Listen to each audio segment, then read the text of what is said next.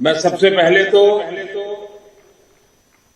हमारी पार्टी के राष्ट्रीय अध्यक्ष श्रीमान नड्डा जी का बहुत आभार व्यक्त करता हूं कि आज उन्होंने इस कार्यक्रम की रचना की और मुझे भी खास करके बजट के पीछे हमारी सोच क्या है वो पार्टी के कार्यकर्ताओं के सामने प्रस्तुत करने का अवसर दिया है। वैसे कल निर्मला जी ने बहुत ही खूबसूरती से बहुत ही अच्छे ढंग से और बड़ी कोशिश करके कम समय बजट के कुछ पहलुओं को हमारे सामने रखा। बजट स्पीच में पूरा बजट तो संभव नहीं होता क्योंकि बजट अपने आप में बहुत बड़ा दस्तावेज होता है, बहुत बारीकियां होती है और सदन में उन सब चीजों पे बोलना संभव भी नहीं होता है। मैं भी आज आपसे जो बात करूंगा वो भी शायद बजट का एक बहुत छोटा सा हिस्सा बोल पाऊंगा क्योंकि इसमें इतने विषय होते हैं, लेकिन जब विभागवार चर्चाएं होती हैं और ये साल भर का काम है उसको 1 घंटे में बता देना बड़ा कठिन होता है। फिर भी जब अध्यक्ष जी ने कहा कि इसके पीछे सरकार की सोच क्या है जरा आप बताएं तो अच्छा होगा, तो मैंने कहा ठीक है, पार्टी का आदेश मेरे सर आंखों पर है और आज लोकसभा भी दोपहर के बाद है, तो मैंने कहा ठीक है अगर आज सुबह हम बात कर सकते हैं तो फिर इसलिए आज आपके बीच आने का मुझे मौका मिला है। साथियों, आज देश आजादी के 75वें वर्ष में है और इस समय 100 साल में आई सबसे बड़ी वैश्विक महामारी से आज हिंदुस्तान लड़ रहा है। कोरोना का ये कालखंड पूरी दुनिया के लिए अनेक चुनौतियां लेकर के आया है और एक प्रकार से दुनिया उस चौराहे पर आकर के खड़ी है जहां पर टर्निंग पॉइंट निश्चित है। आगे जो दुनिया हम देखने वाले हैं वो वैसी नहीं होगी जैसी कोरोना काल से पहले थी। जैसे द्वितीय विश्व युद्ध के बाद, सेकंड वर्ल्ड वॉर के बाद पूरी दुनिया में बहुत बदलाव आए, पूरा वर्ल्ड ऑर्डर बदल गया, वैसे ही कोरोना के बाद दुनिया में बहुत सारे बदलाव की संभावना है। एक नए वर्ल्ड ऑर्डर की संभावना है और इसके प्रारंभिक संकेत नजर भी आने लगे हैं। हम सब ने इस बात को मार्क किया होगा,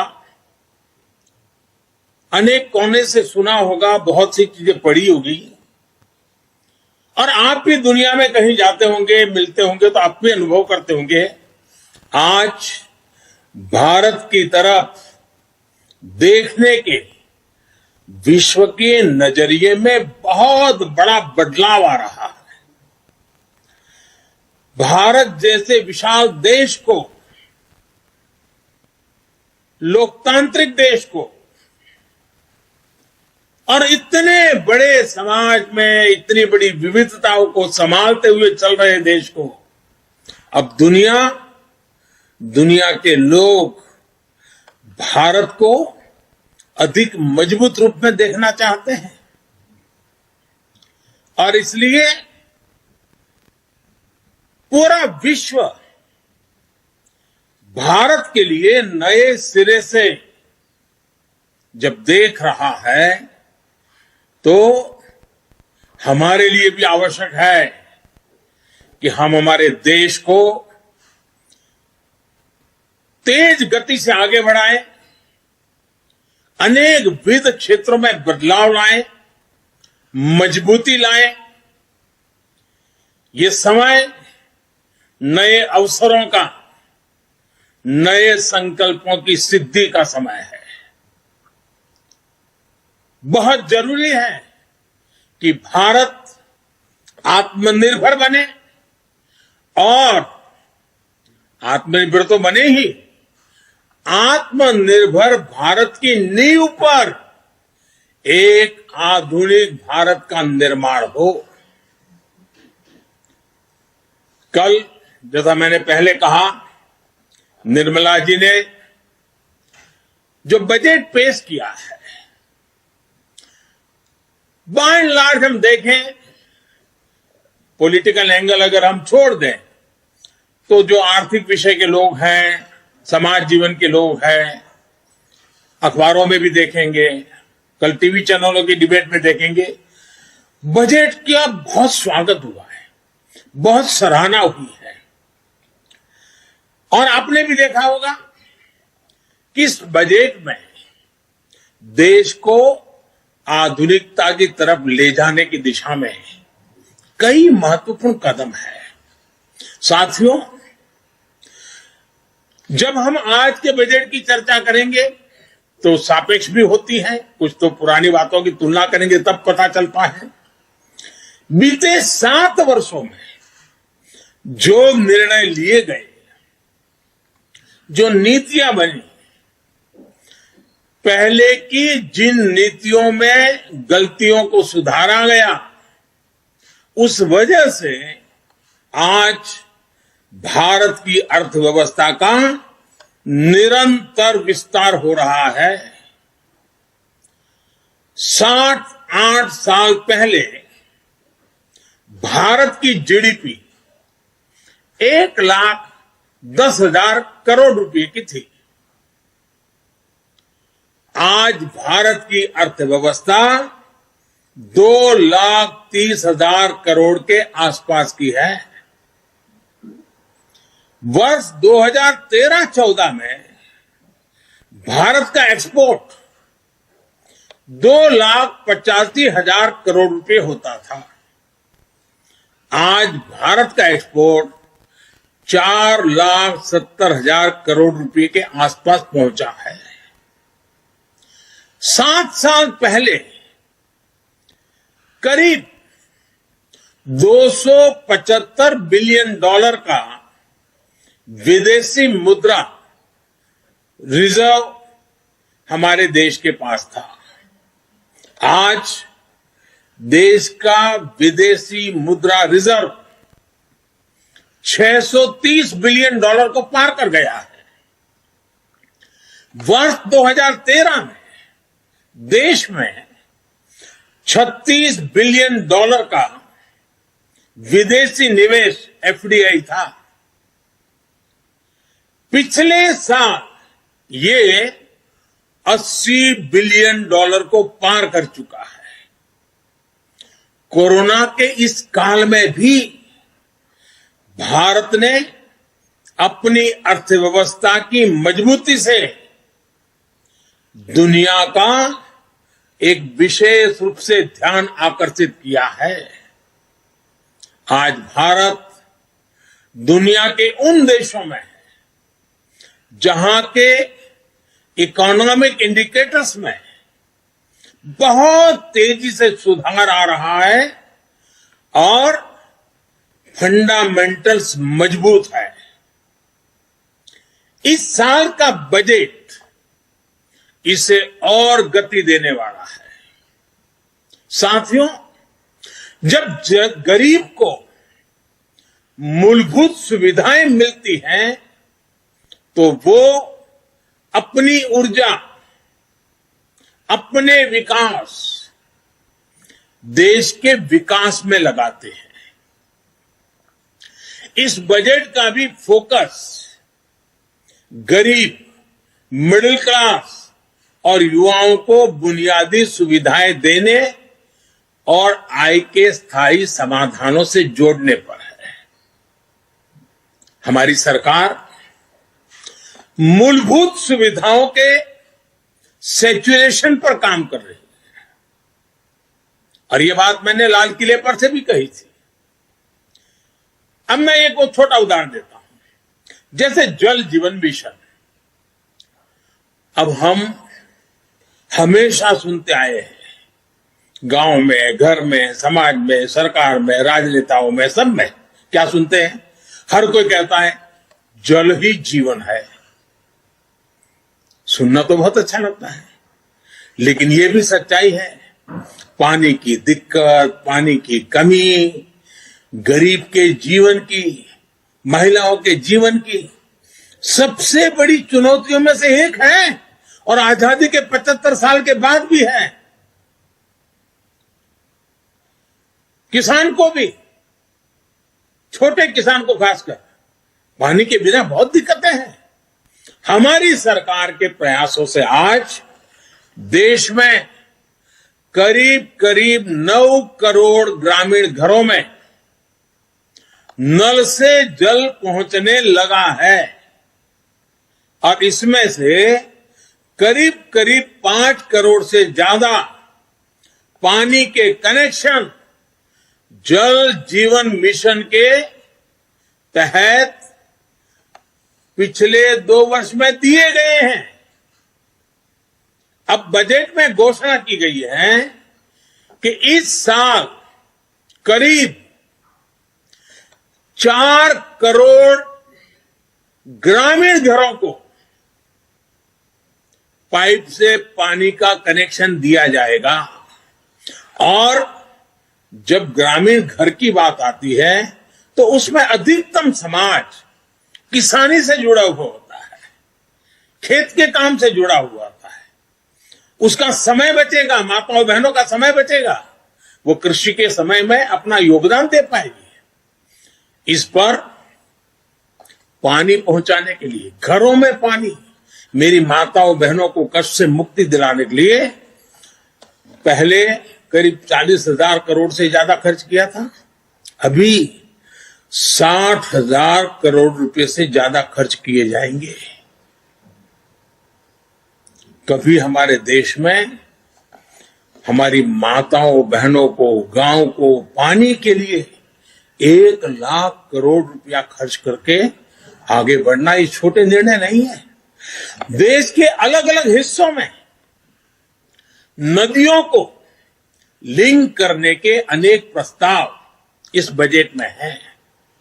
विशेष रूप से केन बेतवा को लिंक करने के लिए जो हजारों करोड़ रुपए का प्रावधान किया गया है, उससे यूपी और एमपी के जो बुंदेलखंड क्षेत्र है, हम रानी की झांसी का गर्व करते हैं ना, मैं उस बुंदेलखंड की बात कर रहा हूं। जिस खाजूराहो की चर्चा करते हैं, मैं उस बुंदेलखंड की बात करता हूं। वहां की तस्वीर बदलने वाली, पानी के अभाव में वहां के किसान के नौजवान बेटे रोजी रोटी के लिए कभी गुजरात, कभी महाराष्ट्र, केरल, तमिलनाडु तक जाना पड़ता है। ये केन बेतवा योजना किसान के जीवन में, खेती में तो बदलाव लाएगी, किसान के जीवन में बदलाव लाएगी। और इस योजना पर लगभग 44,000 करोड़ रुपए खर्च होंगे। मेरे किसान भाइयों बहनों के खेत में पानी पहुंचाने के लिए ये आधुनिक युग का एक भगीरथ काम है। अब बुंदेलखंड के खेतों में और हरियाली आएगी। जवान बेटों को शहर में झुग्गी झोपड़ी में रह करके मजदूरी में जिंदगी गुजारनी पड़ती है, वो खुले आसमान के नीचे अपने माँ बाप के साथ रह करके एक नई जिंदगी का प्रकरण लिखना शुरू कर सकते हैं। घरों में पर्याप्त पानी आए, खेत में पानी आए। साथियों, गरीब का बहुत बड़ा सपना उसका अपना घर भी होता है। इस साल के बजट में गरीबों के लिए 80 लाख पक्के घर बनाने की बात कही गई है, और इस पर 48,000 करोड़ रुपए, 48,000 करोड़ रुपए, यानी करीब करीब 50,000 करोड़ रुपए से अधिक खर्च होंगे। गरीब से मुक्ति का ये भी एक, गरीबी से मुक्ति होनी है, गरीबी से बाहर आना चाहता है, जब घर मिलता है ना, उसका एक हौसला बन जाता है। हम कभी गरीबों की ताकत जानते नहीं थे। सिर्फ गरीबों का राजनीतिक उपयोग करने वाले लोग बहुत हुए इस देश में। एक छोटा सा प्रयास, जनधन अकाउंट। गरीब को जब जनधन अकाउंट मिला ना, उसका स्वाभिमान जग गया और लाखों करोड़ रुपए की बचत में गरीब भी आगे आया है। अगर एक जनधन अकाउंट उसकी जिंदगी बदल सकता है, तो गरीब को जब छत मिले, गरीब को जब घर मिले, तब उसका जीवन कितना बदल जाता है, इसका हम देख करके बता सकते हैं। जो भी उन परिवारों को देखेगा, उसका विश्वास बढ़ेगा। और इतना ही नहीं, सरकार जो घर बनाकर इन्हें देती है, वो घर इन गरीबों को एक तरह से लखपति बना देती है। मैं जब छोटा था, लखपति शब्द बहुत बड़ा लगता था। लखपति यानी कितनी बड़ी दुनिया है, सुनते ही कान खड़े हो जाते थे।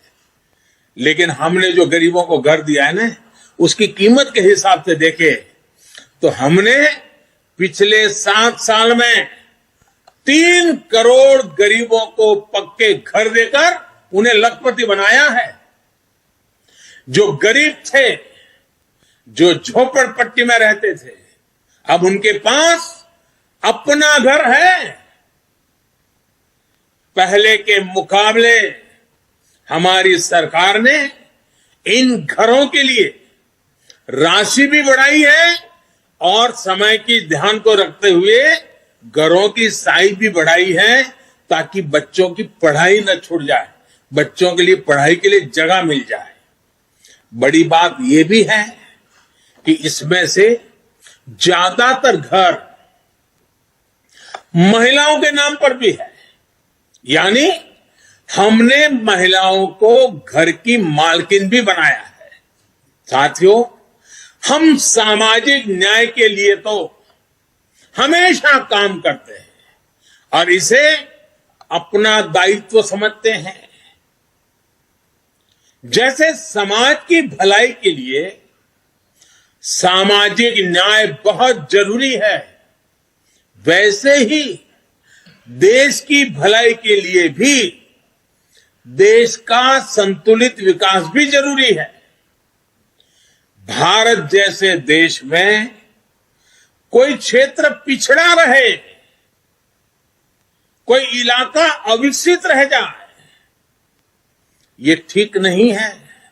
और इसलिए हमने आकांक्षी जिला एस्पिरेशनल डिस्ट्रिक्ट अभियान शुरू किया था। इन जिलों में गरीब की शिक्षा के लिए, गरीब के स्वास्थ्य के लिए, गांव की सड़कों के लिए, बिजली पानी के लिए जो काम हुए, उसकी प्रशंसा संयुक्त राष्ट्र ने भी की है। अब इस बजट में घोषणा की गई है कि आकांक्षी जिलों में राज्यों के साथ मिलकर आकांक्षी ब्लॉक प्रोग्राम चलाया जाएगा, यानी उसे और नीचे ले जाया जाएगा। यानी विकास का लाभ आखिरी छोर तक पहुंचाने का एक वैज्ञानिक तरीका है और धन का सदुपयोग करने का, संसाधनों का ऑप्टिमम यूटिलाइजेशन करने का और फोकस एक्टिविटी करने का रास्ता है। ग्रामीण क्षेत्रों में ब्लॉक स्तर पर जरूरी सुविधाएं पहुंचे, इस पर सरकार का जोर है। साथियों, राष्ट्र की सुरक्षा के लिए हमारी सेनाएं, एयरफोर्स हो, नेवी हो, आर्मी हो, हमारे जवान दिन रात डटे रहते हैं, जान की बाजी लगा देते हैं। लेकिन यह भी सच्चाई है कि हमारे सेना के जवान जो सीमा पर तैनात है, हमारे सुरक्षा बल के जवान जो सीमा पर तैनात है, उनको वो सीमावर्ती जो गांव है ना, वो भी एक प्रकार से किले का काम करते हैं और उन सीमावर्ती गांवों का देशभक्ति का जज्बा भी अद्भुत होता है। अभावों के बीच, संकटों के बीच, मुसीबतों के बीच सीमा पर रहने वाले छोटे गांव के लोग दिन रात देश की रक्षा के लिए सजग रहते हैं। अब समय आ गया है कि हमें हमारी राष्ट्र रक्षा की जो नीतियां हैं उसमें सीमावर्ती गांवों के नागरिकों की शक्ति को पहचानना होगा, उनके अहम रोल को जानना होगा।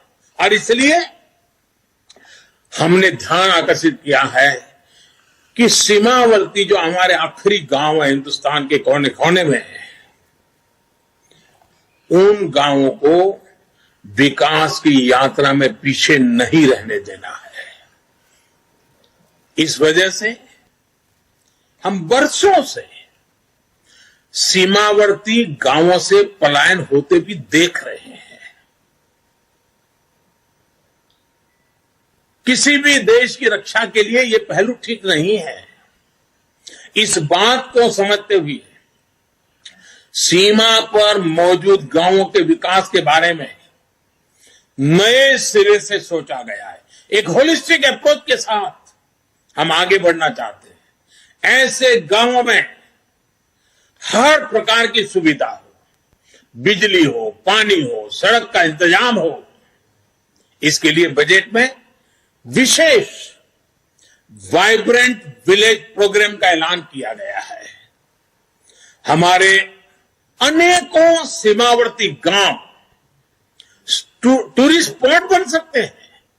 वहां हम अच्छे प्रकार से होम स्टे का एक पूरा नेटवर्क खड़ा कर सकते हैं, जो हमारे लोगों को रोजी रोटी मिले।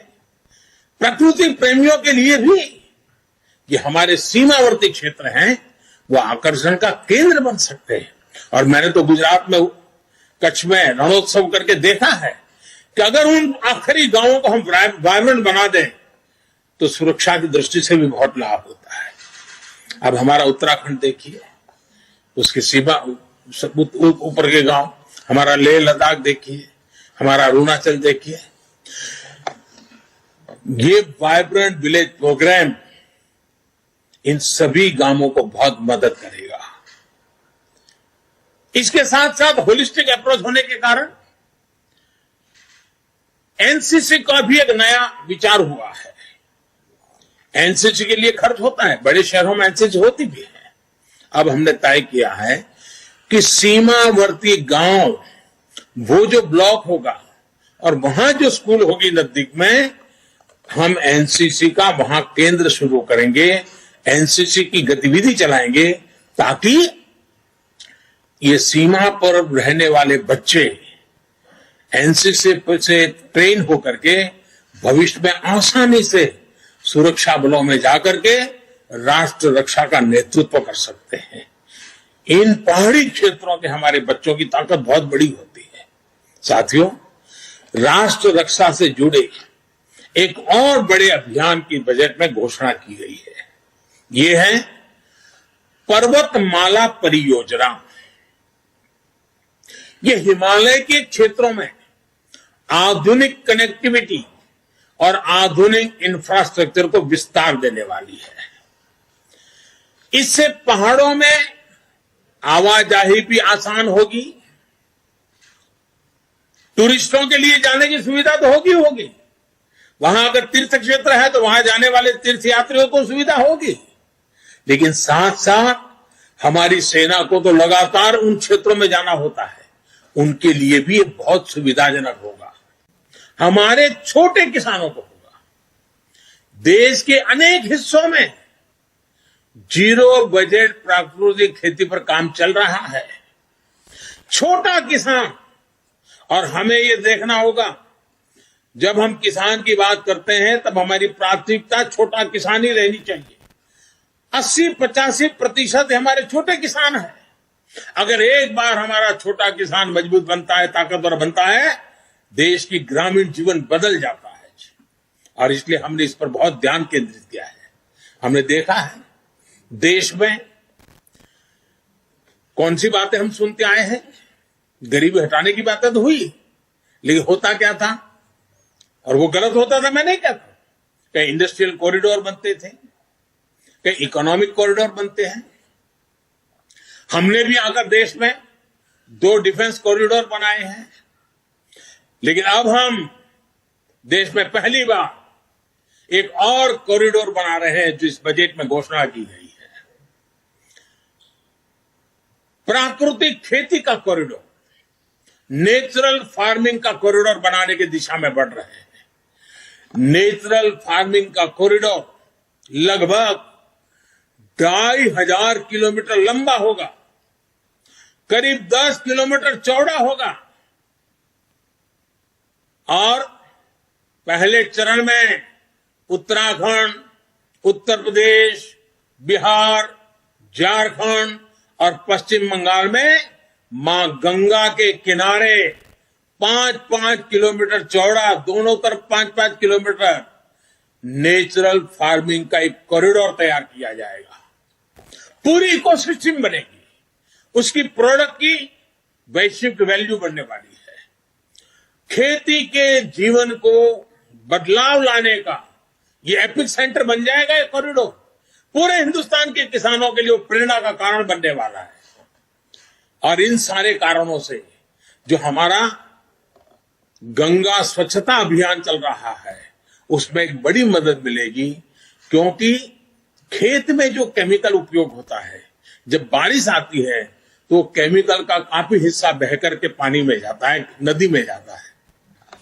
5-5 किलोमीटर प्राकृतिक खेती जब होगी, केमिकल फ्री खेती होगी, ऑर्गेनिक उत्पाद होंगे, तो वो जो केमिकल का प्रवाह गंगा जी में आता था वो भी बंद होगा, मां गंगा भी शुद्ध होगी। एक प्रकार से मां गंगा जी का बजट का कुछ हिस्सा भी किसानों के काम आएगा।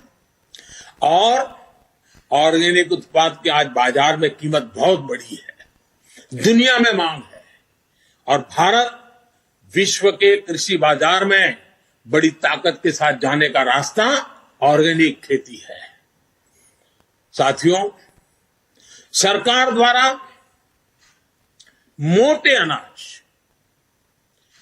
मिलेट्स को प्रोत्साहन दिया जा रहा है। और हमें न भूलें कि हमारा जो छोटा किसान है, उसमें से अधिकतम किसान हमारे, या हमारे जो आदिवासी भाई बहन जो किसान है, या हमारे गांव में किसी दलित के पास अगर जमीन है, वो छोटा किसान है, वो मोटा अनाज ही उनको पैदा किए बिना कोई चारा नहीं होता, क्योंकि बाकी कुछ सुविधाएं नहीं होती। दलित और आदिवासी किसान साथी अगर एग्रो फॉरेस्ट्री और प्राइवेट फॉरेस्ट्री अपनाना चाहते हैं, तो उनके लिए भी विशेष मदद का प्रोविजन किया गया है। साथियों, अनाज के साथ साथ हम देखिए कृषि प्रधान देश है। जय जवान जय किसान इस मंत्र ने हमें ताकत दी है, लेकिन ये भी सच्चाई है कि आज हमारा देश 80,000 लाख करोड़ रुपए का तेल, खाने का तेल बाहर से लाना पड़ रहा है, क्योंकि हमारी आदतें बदलना दी हैं। पुरानी सरकारों ने ऐसे निर्णय किए कि हम आयाती तेल पर निर्भर हो गए।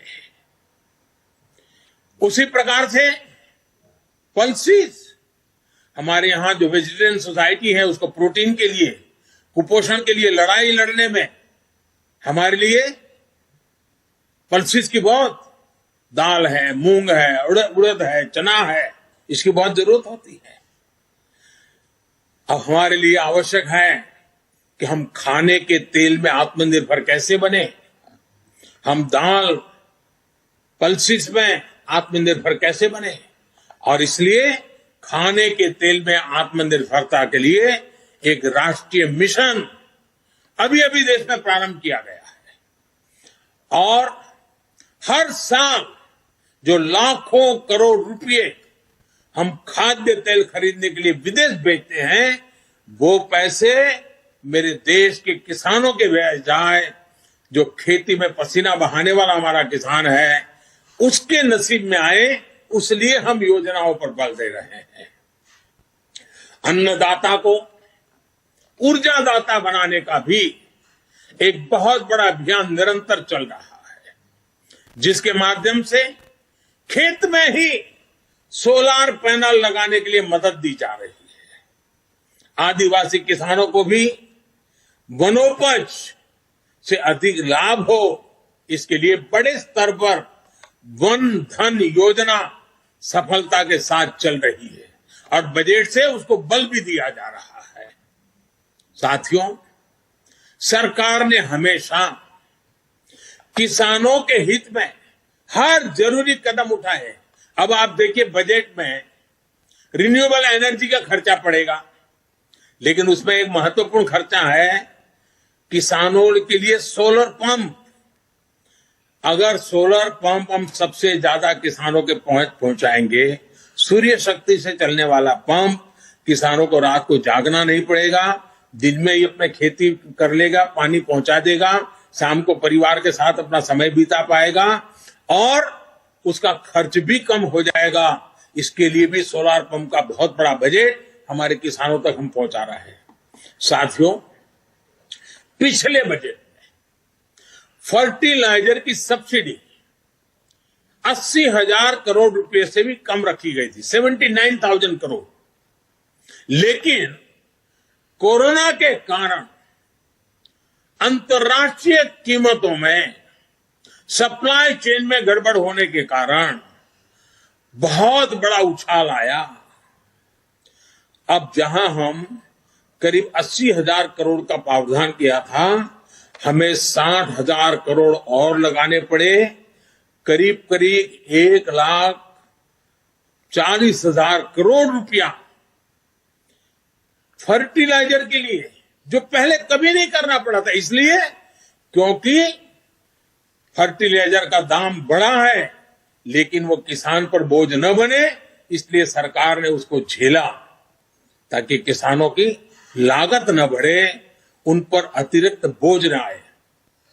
और इस बार इस सब्सिडी को 79,000 से बढ़ा करके 1,05,000 करोड़ रुपए किया गया है, ताकि मेरे किसान भाइयों बहनों को फर्टिलाइजर के लिए संकट का सामना न करना पड़े। और आने वाले कुछ दिनों में हम एक नई योजना लेकर के आ रहे हैं, नैनो फर्टिलाइजर। किसानों की बहुत बड़ी मदद करने वाला एक बहुत बड़ा अहम, हमारे वैज्ञानिकों की मदद से हमने अनुसंधान किया है, जो इस बजट में भी इसका सीधा उल्लेख नहीं किया है, लेकिन उस दिशा में हम काम करने वाले हैं। इसी प्रकार एमएसपी को लेकर भी अनेक प्रकार की बातें फैलाई गई है, लेकिन हमारी सरकार ने बीते सालों में एमएसपी पर रिकॉर्ड खरीद की है।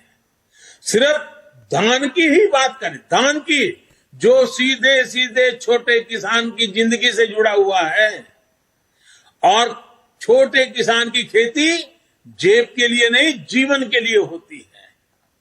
सिर्फ धान को ही अगर बात करें तो इसी सीजन में किसानों को एमएसपी के रूप में 1.5 लाख करोड़ रुपए से अधिक मिलने का अनुमान है।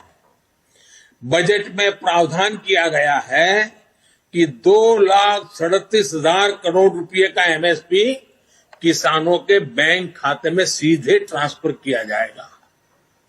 इस साल के बजट में पीएम किसान सम्मान निधि के तहत 68,000 करोड़ रुपए का प्रावधान किया। 68,000 करोड़ रुपया सीधे डायरेक्ट बेनिफिट ट्रांसफर के द्वारा किसान के जेब में पहुंचने वाला है। और ये राशि भी पिछले साल की अपेक्षा ज्यादा है। इसका लाभ भी देश के 11 करोड़ से अधिक किसानों को होगा, और छोटे किसान के लिए तो ये रकम बहुत बड़ी होती है। उसको खेती में कुछ करने के लिए हिम्मत देती है। हमारे ग्रामीण क्षेत्र को, हमारे किसानों को बेहतर सड़कों का भी विशेष लाभ मिलने वाला है। प्रधानमंत्री ग्राम सड़क योजना का बजट पिछले वर्ष की तुलना में 36% बढ़ाया गया है। वहीं रेलवे भी छोटे किसानों की मदद के लिए विशेष प्रावधान करने वाली है। साथियों, नए संकल्प लेना, उन्हें पूरा करने और पूरा करने के लिए जी जान से जुट जाना युवाओं की स्वाभाविक प्रवृत्ति होती है। भाजपा युवा आकांक्षाओं और युवा सपनों को समझती है। ये इस बजट में भी स्पष्ट रूप से दिखता है। इस बजट में स्टार्टअप्स के लिए टैक्स बेनिफिट को आगे बढ़ाया गया है। युवा इनोवेशन, रिसर्च एंड डेवलपमेंट को लेकर जितने भी प्रावधान इस बजट में किए गए हैं, वो युवाओं को इनोवेट करने के लिए प्रोत्साहित करेंगे। मैंने खेती में जिस ड्रोन टेक्नोलॉजी की पहले चर्चा की, वो भी एग्रीटेक स्टार्टअप्स को प्रोत्साहन देगा। डिफेंस के क्षेत्र में स्टार्टअप्स हो या फिर डिजिटल करेंसी जैसे प्रावधानों से फिनटेक से जुड़े स्टार्टअप, ये युवाओं के लिए अनंत संभावनाएं बनाने वाले हैं। और स्टार्टअप की विशेषता है, स्टार्टअप जॉब क्रिएटर भी होते हैं। साथियों, युवाओं को शिक्षा और स्किल के बेहतर अवसर देने के लिए बीते सालों में टेक्नोलॉजी का दायरा निरंतर बढ़ाया गया है। इस बजट में इसको विस्तार देते हुए पहली डिजिटल यूनिवर्सिटी बनाने का फैसला किया गया है। इससे गरीब के गरीब बच्चों को भी अपनी रोजी रोटी कमाते हुए भी अगर इस यूनिवर्सिटी से कोई छोटे मोटे कोर्सेज करने हैं तो वो आराम से कर लेगा और उसको क्वालिटी एजुकेशन उपलब्ध होगा। सरकार ने इस बार के बजट में स्पोर्ट्स को भी बहुत तवज्जो दी है और काफी वृद्धि की है। और हम ये न भूलें कि स्पोर्ट्स के क्षेत्र में अधिकतम हमारे किसान के बच्चे ही आते हैं। किसान के परिवार की ही वो आन बान शान बन रहे हैं। खेलो इंडिया अभियान के बजट को भी बढ़ाया गया है। स्पोर्ट्स का बजट पिछले 7 सालों में 3 गुना से भी ज्यादा बढ़ा है। इसका भी लाभ हमारे युवा साथियों को होगा। साथियों, आपने पोस्ट ऑफिस से जुड़ी अहम घोषणा की बजट भाषण में सुनी होगी। अब पोस्ट ऑफिस के खातों में भी बैंकों की तरह ही mobile banking, internet banking, ATM और ऑनलाइन फंड ट्रांसफर की सुविधा मिल पाएगी।